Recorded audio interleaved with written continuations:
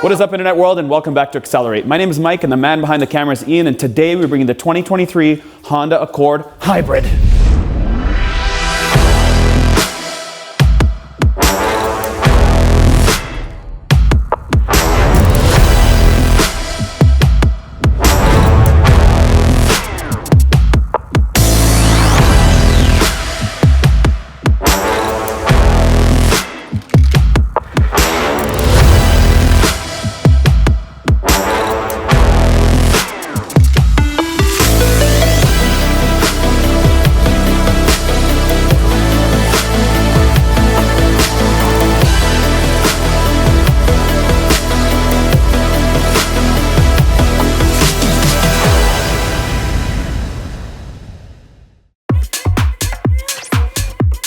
In the 2023 Honda Accord Hybrid, I have a 2-liter naturally aspirated combined with some electrical power that makes 204 horsepower and 247 pound-feet of torque. It is front-wheel drive. I've put it in sport, foot to the ground, and let's see what this puppy does.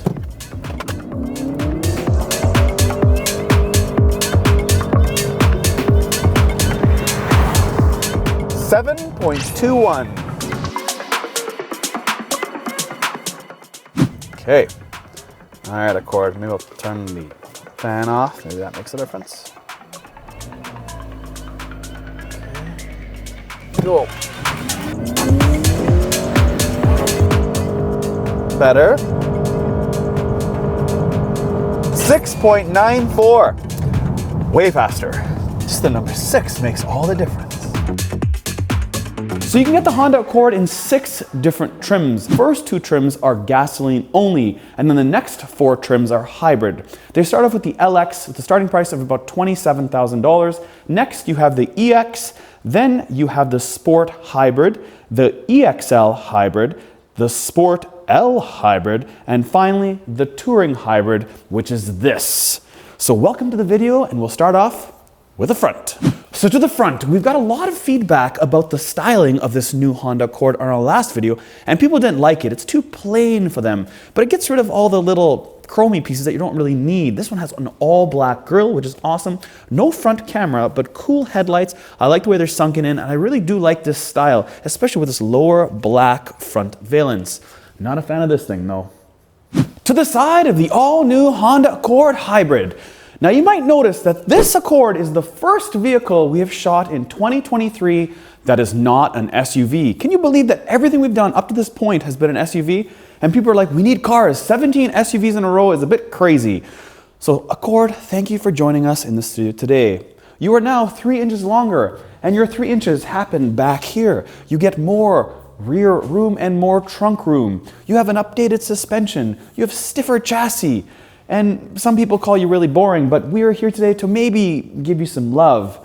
Maybe because your shoulder line is the longest one I've ever seen. It goes from here all the way down here. Wow. Now this Honda Accord has 19-inch machine polished finish with this black insert on the inside. Now something I want to talk about with Honda, and it's their offset of their wheels. Now, most vehicles kind of stick out a little bit, but Honda, their offset is so inward, and this is not the first car that's done it. They've had Hondas forever. Any Honda owner will tell you the wheels just look like they're like shoved inside. They could bump it out with spacers or just make the hub a little bit wider, but they're so tight. I just don't know why. It looks like the body is sitting on the wheels as opposed to being flush with the wheels. The back end of the all-new Honda Accord.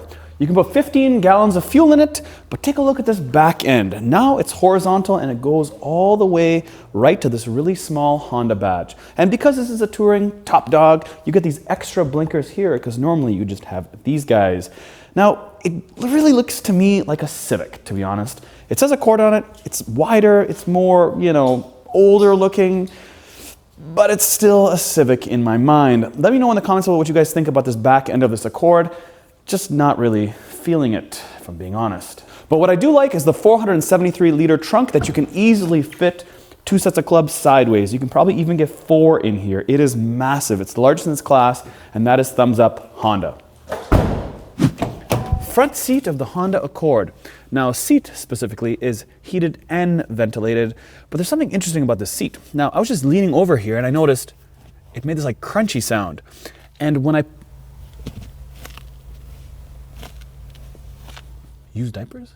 I hope not. But when I push down on where the hamstrings would go, it's very soft. And in the middle, it's very hard. That's the first time I've ever seen that before. Usually seats are sort of, you know, uniform, but not this one.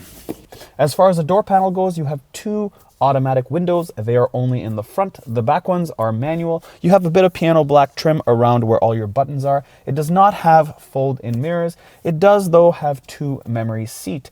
As far as visuals go, you have a 12.3-inch screen, thumbs up to the Accord, poo-poo for the Pilot. Everybody does get a 10.2-inch screen right there for the driver. And if you can't get the Touring and you get the lower models, you get a 7-inch screen.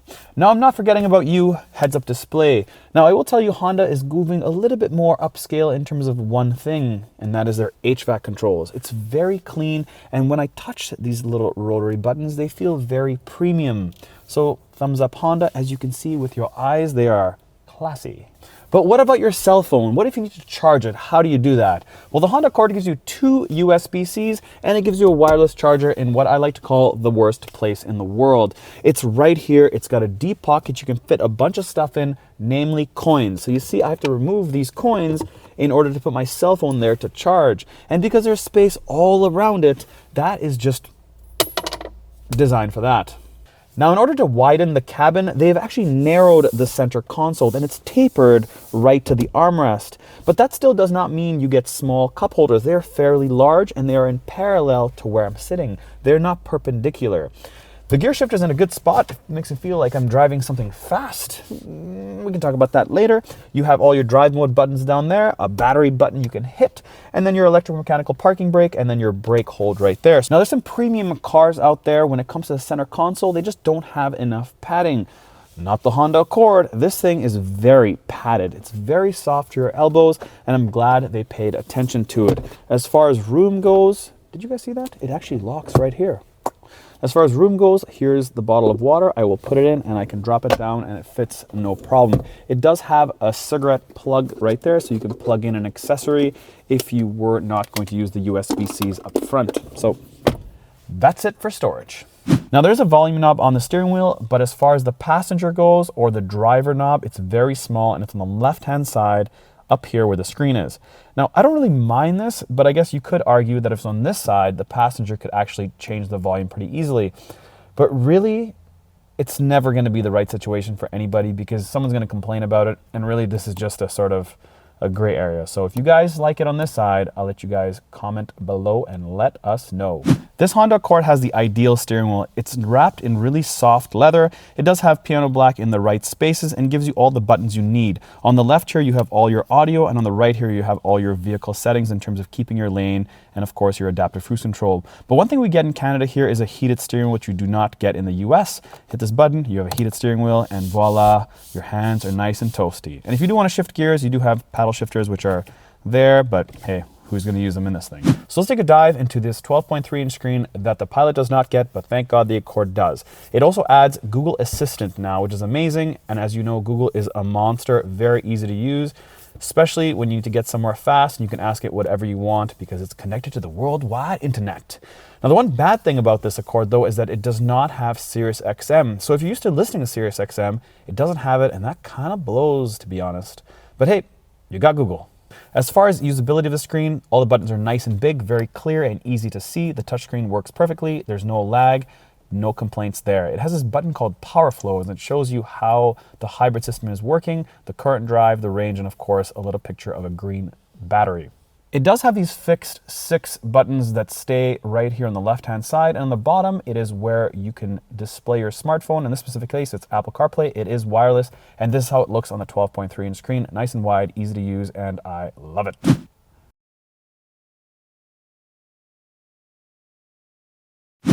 To the back seats.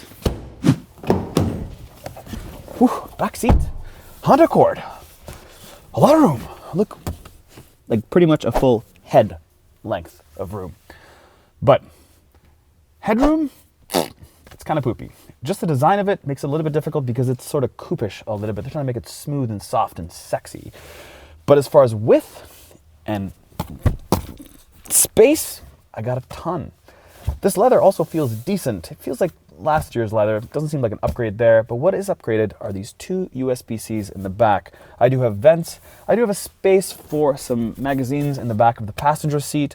Now, back to the space and size again here, is I've set the front seat to how I would sit when I drive. So that gives you an indication of being 5'9" as a driver and 5'9" as a passenger in the back behind the front seat.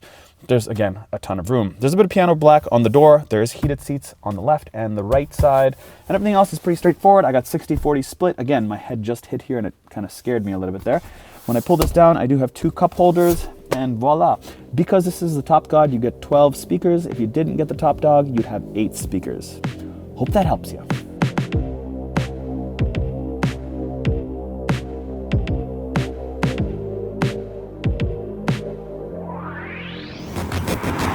So if you're considering an Accord, you'd like to know that they no longer make the V6, which is a huge disappointment for people that loved Accords and only bought V6s. But the world is changing, and, well, they're trying to mix people into the future, and that is obviously electric. So this is the big boy motor. You get the 1.5 liter as well if you got the base Accords. So everybody pretty much is going to get this thing when they want some sort of equipment, basically, is the deal. Now, it's pretty weak in terms of power, but again, I am totally jaded, and getting my opinion in terms of performance on a car that makes 200 horsepower really is probably the wrong idea. But I always felt like 200 horsepower was a lot of power, but it's just not anymore. Like 300 is the new 200, just like 40 is the new 30. You're welcome. Now, this hybrid does not have the 10-speed from before. It has an E-drive, or an E-CVT is what they call it. It's not CVT. It's basically a direct drive system, because up to 45 miles an hour, what happens is that the motor are run by electric motors, essentially. It's not run by a CVT transmission, which everybody hates and dogs. They're marketing it as an E-CVT because it kind of feels that way. There's no actual gears. It's a direct drive system. It's kind of different. They've called it that. Probably a bad idea. So how does Honda Accord feel like when I'm driving it? As far as steering input goes, it's, to be honest, very similar to that Mercedes-Benz EQS, which I just drove because we're driving on the same day, so we're testing them both back to back. And I will say that the steering input are so close. This is a little bit tighter than the Mercedes, to be honest. And that's a AMG. It's very similar to the Odyssey that we had last week. You just turn, you point, it goes. There's obviously body roll, but it does a good job holding it together. There's nothing weird or unnerving about it. Whipping around this corner here, a full hard right, and it holds together well.